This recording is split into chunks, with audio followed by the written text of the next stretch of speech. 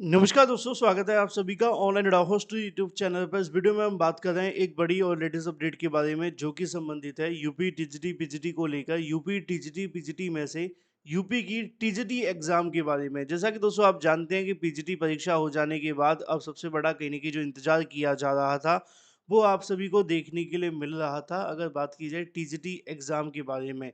और अब इसी को लेकर आप सभी के सामने जो जानकारी है निकल कर आ गई है, डिटेल में बात करेंगे। चैनल को सब्सक्राइब करके बेल आइकन को दबा लेना, वीडियो को लाइक कर देना, जिससे कि आपको रियल ऑथेंटिक जानकारियों की नोटिफिकेशन ऑनलाइन अडाफो स्टूडियो यूट्यूब चैनल के माध्यम से मिलते रहें। इस वीडियो में हम बात कर रहे हैं यूपी टीजीटी एग्जाम को लेकर विषयवार परीक्षा तिथि कार्यक्रम के बारे में। विषयवार परीक्षा तिथि कार्यक्रम के साथ साथ अगर बात की जाए 2 दिन 4 पालियों में परीक्षा आयोजित को लेकर, और इसके साथ ही हम बात करेंगे एक ऐसे मामले के बारे में जिसको लेकर हर प्रतियोगी छात्र निश्चित तौर पर शिक्षा सेवा चयन आयोग के लिए एक कहा जा सकता है कि एक सॉफ्ट कॉर्नर क्रिएट कर दिया है। जब से नए चेयरमैन साहब आए हैं, उन्होंने ओएमआर स्कैनिंग जैसा जो मामला आप सभी के सामने प्रेजेंट किया है, उसको लेकर डिटेल में बात करते हैं। चैनल को सब्सक्राइब करके बेल आइकन को दबा लेना और वीडियो को लाइक कर देना, जिससे कि आपको रियल ऑथेंटिक जानकारियों की नोटिफिकेशन सबसे पहले मिलती रहे। चलिए बात करते हैं सबसे पहली अपडेट के साथ।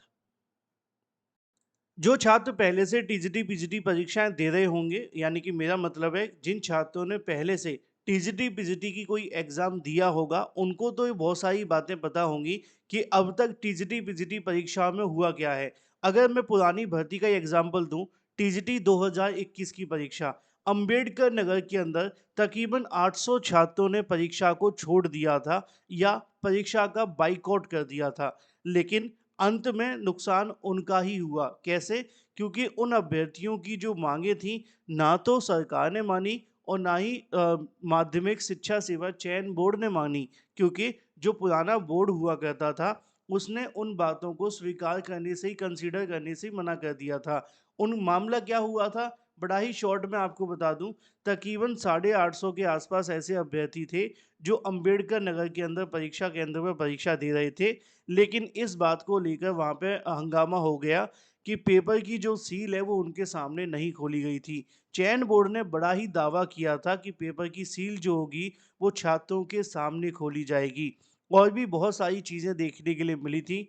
ये मामला आपको सोशल मीडिया साइट पर या न्यूज़ वेबसाइट पर ही मिल जाएगा। आप गूगल में सर्च करोगे अंबेडकर नगर से टीजीटी 2021 की परीक्षा को लेकर, तो आपको ये सारी जानकारी वहाँ मिल जाएगी। तो ये तो पुरानी परीक्षाओं में होता आया है। अब इन्हीं चीज़ों से बचने के लिए उत्तर प्रदेश शिक्षा सेवा चयन आयोग लगातार बहुत सारे बदलाव कर रहा है। चाहे वो अगर बात की जाए, आप मैंने आपको बताया भी है कि एआई के माध्यम से कैमरे लगाए गए हैं। उनका कहना है कि भाई आयोग में से बैठ कर के ही हम सारी चीज़ें लाइव देखेंगे, एग्ज़ाम कैसे हो रहा है। कल मैंने एक बीआईओपी को लेकर वीडियो बनाया था, जिसके माध्यम से अगर कोई दिक्कत या परेशानी होती है तो वॉइस ओवर के तरीके से प्रोसेस को फॉलो करते हुए डायरेक्ट कहने की दिशा निर्देश दिए जाएंगे, जिससे कोई चीज़ें देखने के लिए मिल रही हैं जो आपत्तिजनक हैं। मतलब आपत्तिजनक का मतलब है कि गैर अनुचित साधन का प्रयोग किया जा रहा है या कुछ भी हो रहा है, तो उसको लेकर वो निगाह रखी जाएगी।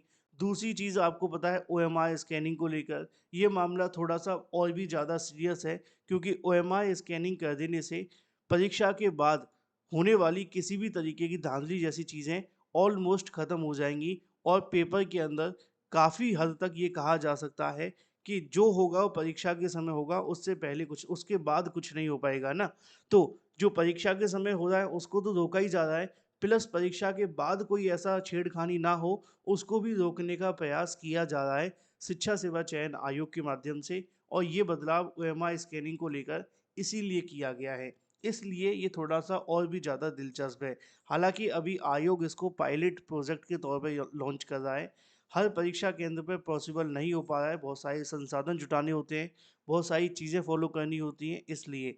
अब अगर बात की जाए टीजीटी को लेकर विषयवार परीक्षा कार्यक्रम के साथ साथ 2 दिन और 3 पालियों में परीक्षाओं को लेकर, इसके बारे में जानकारी खुद उत्तर प्रदेश शिक्षा सेवा चयन आयोग के माध्यम से ही दी गई थी, जिसमें आप सभी को बताया गया था, जिसमें आपकी सहायक आचार्य की परीक्षा थी वो हो गई है।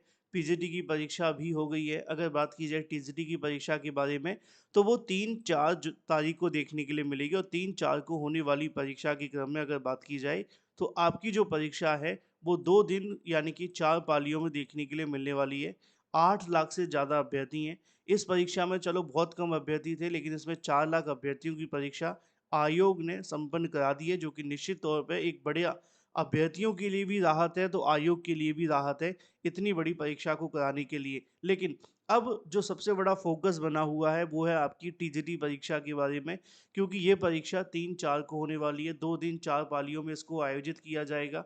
पिछले कई दिनों से इसके बारे में अगर बात की जाए, अभ्यर्थियों के माध्यम से पूछा जा रहा था कि सर अब तो मई आधा होने को आ गया है, हमें कब तक इसकी विषयवार परीक्षा की तारीखें देखने के लिए मिलेंगी, जिससे पता चल सके कि कौन-सी परीक्षा कब हो रही है और किस विषय की परीक्षा किस तारीख को, किस पाली में होने वाली है।